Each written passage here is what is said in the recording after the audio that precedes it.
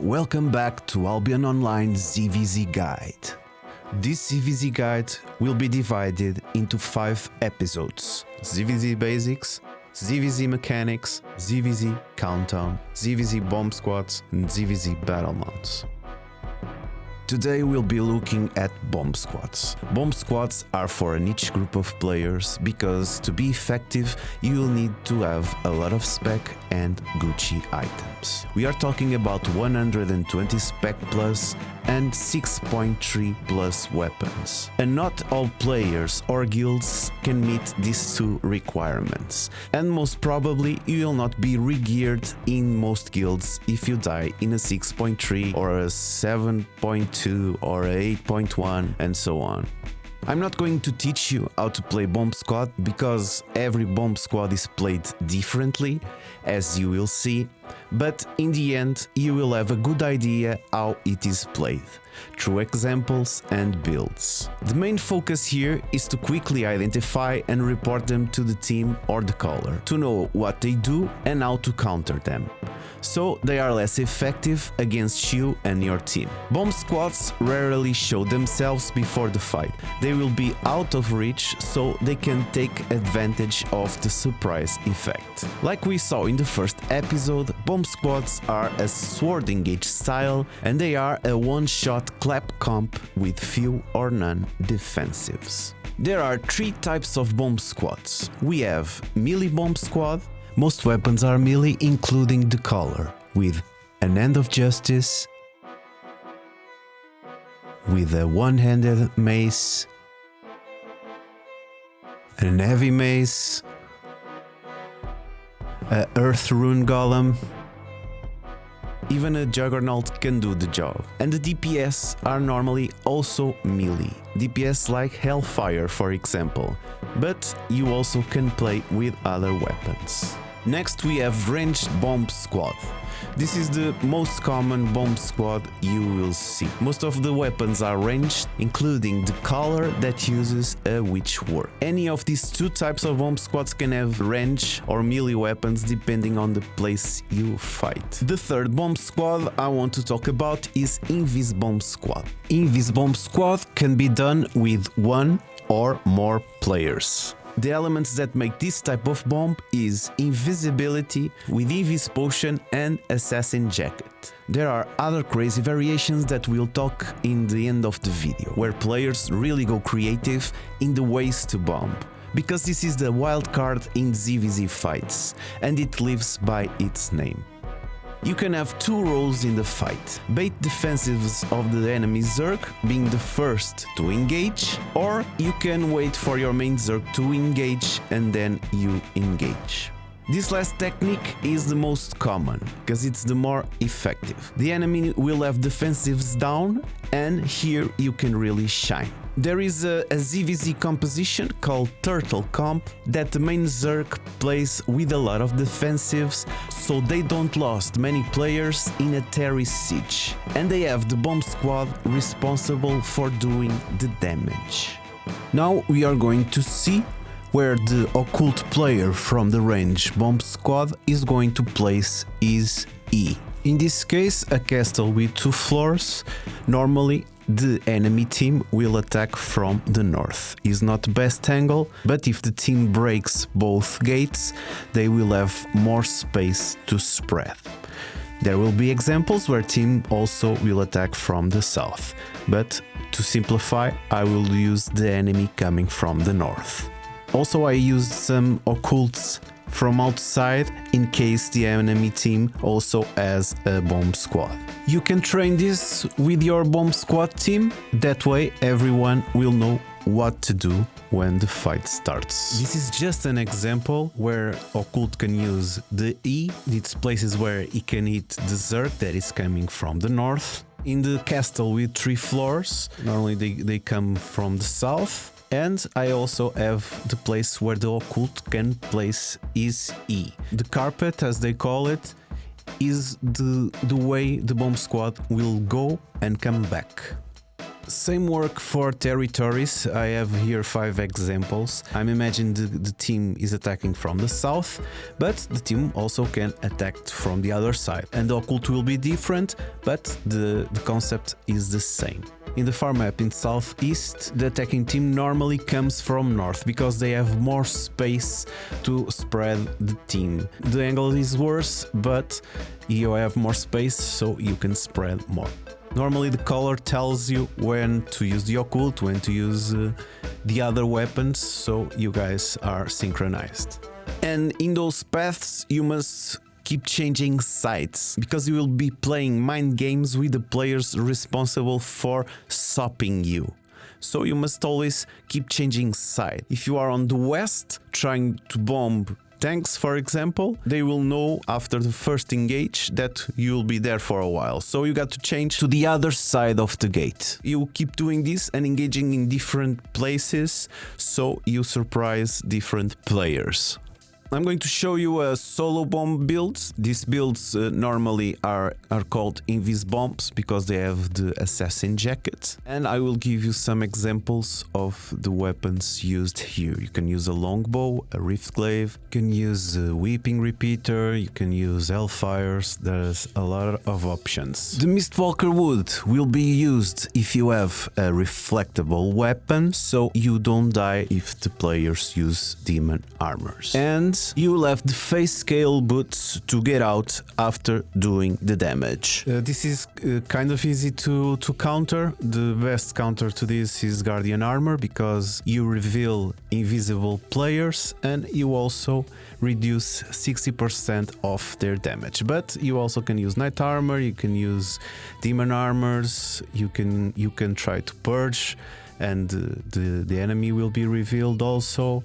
You can try to iframe the damage, you can use a soldier or wise block, you have a lot of options. But you also can use a Lightcaller, you can use the Lightcaller with a hunter jacket or with a druidic robe, because you will have the walls as a defensive, or any other weapon that has the capability of dealing a lot of damage. Now, as a duo bomb squad, you also can use many things. The first duo bomb squad, the bomb squad with an occult. So you basically use the beam from the occult and you add an extra range DPS to do the work. It can be the eagle, the Lightcaller. It can be a longbow. It can be any range with a good DPS. This is the most common one. I want to talk about also Weeping Repeater with alien shoes. Is not very popular right now, and I think it's not popular because people don't know how to use it. So I leave it here a video you can try in your island and how to use the weeping with alien. Right now the weeping is used with Mistwalker shoes with after image because it's much easier to use. The other one that is also very seen is basically the solo bomb squad. We see the Lightcaller, but they double the weapon, like 2 Lightcallers for example, or 2 weeping repeaters. You just take 2 players with the same weapon. You can do that with riftglaives, you can do that with brimstones, you can do that with longbow. The other duo bomb squad that is very good in ZvZ, it's the Great Arcane with the brimstone. The Great Arcane with the brimstone, you use beam also, but you use the Great Arcane to stop the players, and then they use the brimstone that has the same AoE as the Great Arcane. You can use Royal Jacket to reset faster the cooldown of the brimstone, and you take face scale head so no one can interrupt the brimstone. Also you take some fast casts and some extra buffs for the damage. This also can be a trio bomb squad if you add another brimstone. You will have 3 people, a Great Arcane and 2 brimstone, but the difference is you can only beam 1 brimstone. Okay, so since we already told to 1 trio bomb squad, that is 2 brimstones and a Great Arcane, we will continue to the trios. Here we have again Lightcaller, but this time with a Damnation. You will have the beam from the Occult again, but the Damnation AoE is almost the same AoE as the Eagle. So it pairs very well. About AoE of the Eagle, try not to bring more players to the AoE. So the trio bomb squad, it can be also an Occult with 2 ranged DPS, for example. It can be the same weapon. You can have 3 players with Rift Glaives and try to do an Invis bomb. You can have 3 players with Whipping Repeater. So basically, if you have a weapon that can stack, you can use 3 of those weapons. Some people like to use this as Invis Bombsquad also, but instead of being solo, it's 3 people, so the counters will be basically the same. I just want to talk about the Suicide Bomb Squad. It used to be done with Raven Strike. They would go all with buffs without any defensives because the Raven Strike was reflectable. Now it's not reflectable anymore, since that was the name that they give to this type of bomb. I will keep it as a Suicide Bomb Squad. Now that we already saw some examples of solo, duo and trio, we are going to one of the most known ones, that it's a bomb squad with more than 4. This bomb squad normally has one color with which work, and that color will do a clump. That color will decide where to engage. For this bomb squad, the core roles are also an Occult. You need an Occult and you can take reset, so you have engaged faster. You will take a life curse to purge, and since you have to take the life curse to purge, and you can also use the pierce from the life curse, you can take a demon armor when you come back to protect your players. You will probably die if you are hit, but those players have Gucci sets, so you got to save them. You are not the one to be saved. The DPS is the same. You can use the same weapons. You can use Rift Glaives, you can use Hellfires, you can use Permafrost, you can use Wailing Bow. There's a lot of DPS options here, so the core roles are the first that I told you, and the other ones are DPS. You can also take a healer, so you reset, and you can also take some Oath Keepers, so you have extra speed and you have a shield, and they also take demons, so they protect you when you come back.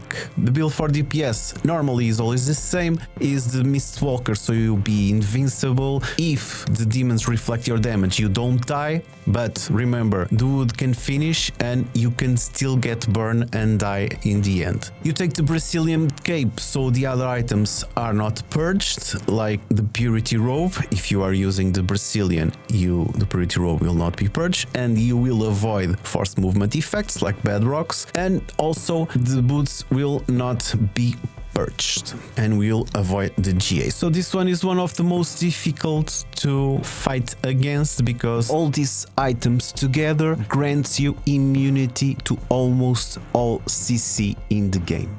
The only thing that can stop you is silence. Just a quick note, if your weapon is not reflectable, you will not need the Mistwalker wood. You will not take damage back from the demon armors. So now, melee bomb squad. In the melee bomb squad, as we saw in the beginning, we'll have melee weapons. The color will have an heavy mace, we'll have one-handed mace, it can have a hand of justice, it can have earth rune, and also can have a juggernaut. All these weapons can do the clump for the bomb squad to work. Here the difference between the ranged and the melee bomb squad is that you need to be near the enemy to do the melee bomb squad. So in Terri fights or castle fights, they use the ranged bomb squad, because this one you need to go outside to engage the enemy. So since this bomb squad is more exposed, you need to be near the enemy. The items are a little bit different. You can take Alien Jacket for sustain, or you can take an item that can boost your damage, like for example Hunter Jacket or Tenacity Jacket. You probably will never see cloth in a melee bomb squad, while in range you will have cloth users because they will engage from a distance.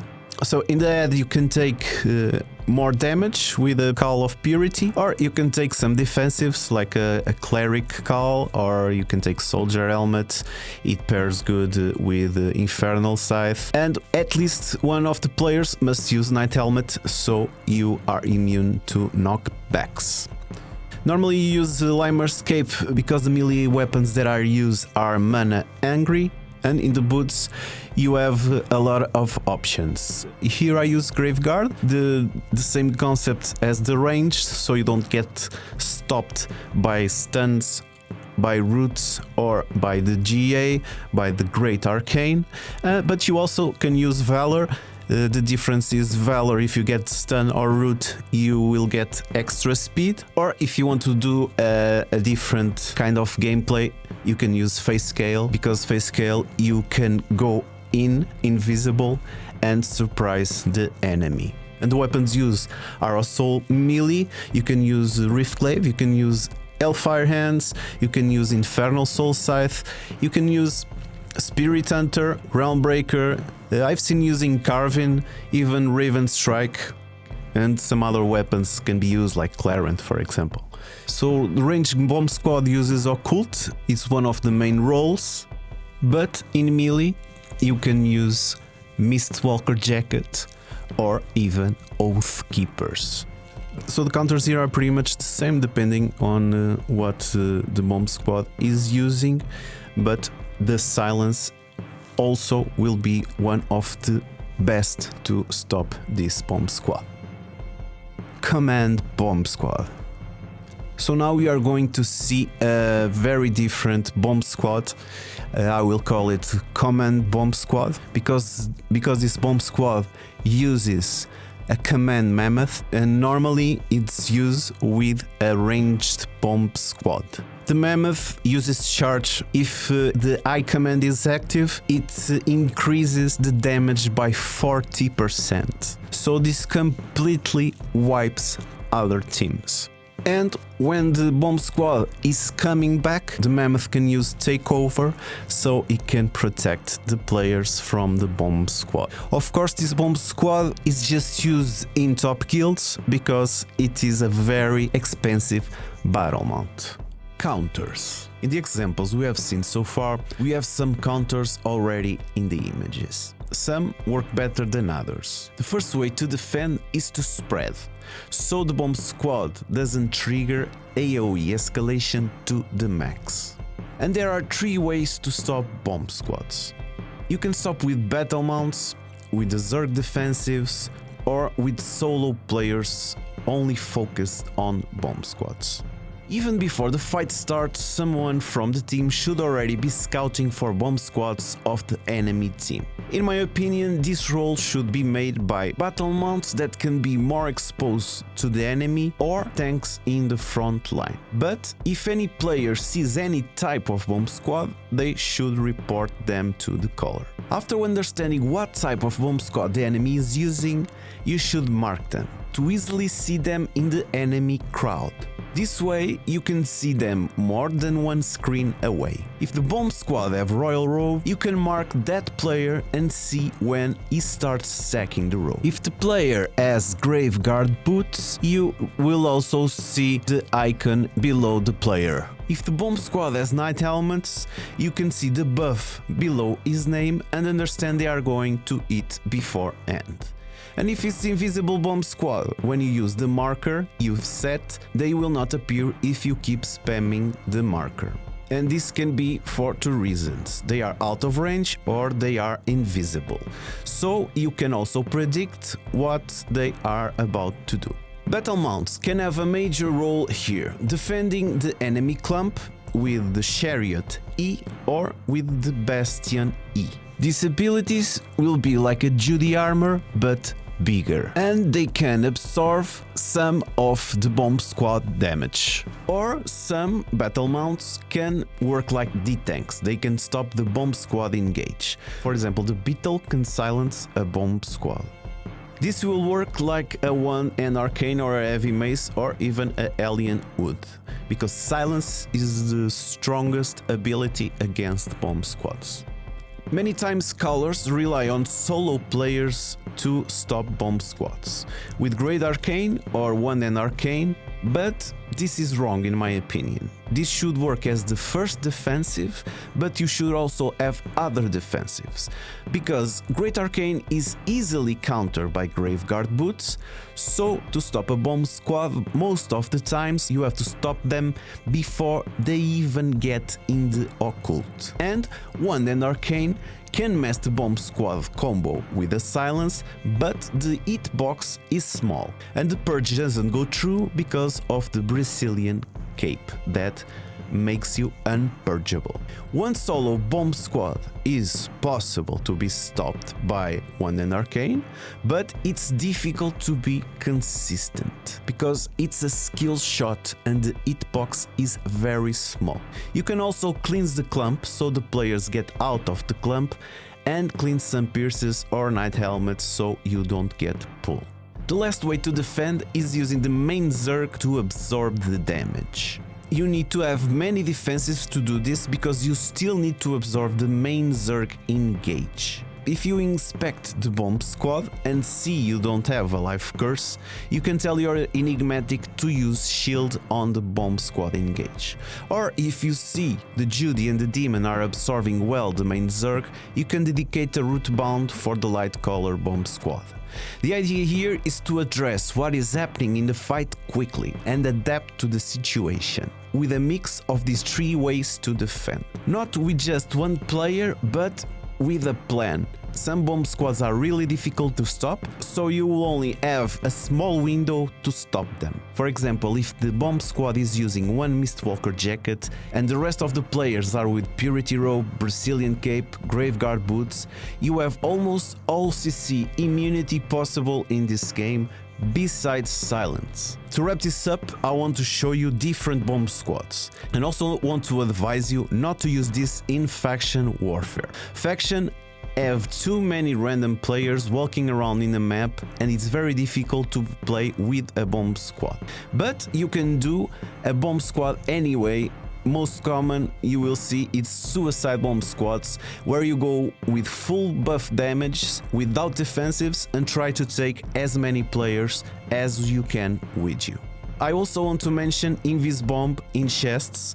That is still a thing, and bomb squads in roads. It's not very popular right now due to the assassin jacket nerf, but it still exists. This episode was very fun to do. I also learned some new things in the process. Most of the info is my research and knowledge playing for many years, with the help of some friends. But I want to do the next 2 episodes differently. I want you guys to help me with the next episodes, Battlemounts. If you have footage playing Battlemounts, send me in my Discord, that will be linked in the description. I will be looking for specific plays in every Battlemount. This will work as a ZvZ community server, so you can take doubts with more experienced players, or you can help in the last and most difficult episode, Mechanics. If you know any important trick or interaction about an item or a weapon, or if a weapon is stackable or not, you can join and give your contribution to these videos. The server will be divided with ZvZ roles. If you don't want to have a role, you'll be awarded Scout. And you can look around and, of course, see this array. Each role will have his own house, and if you have other types of comps I am missing, just come onto the server and show us. We will have old builds and new builds, so you can see the history of the ZvZ, how it was before, how it is now. So let's bring more ZvZers to the community. I'm the Albion Bard, thanks for watching, see you in the next one.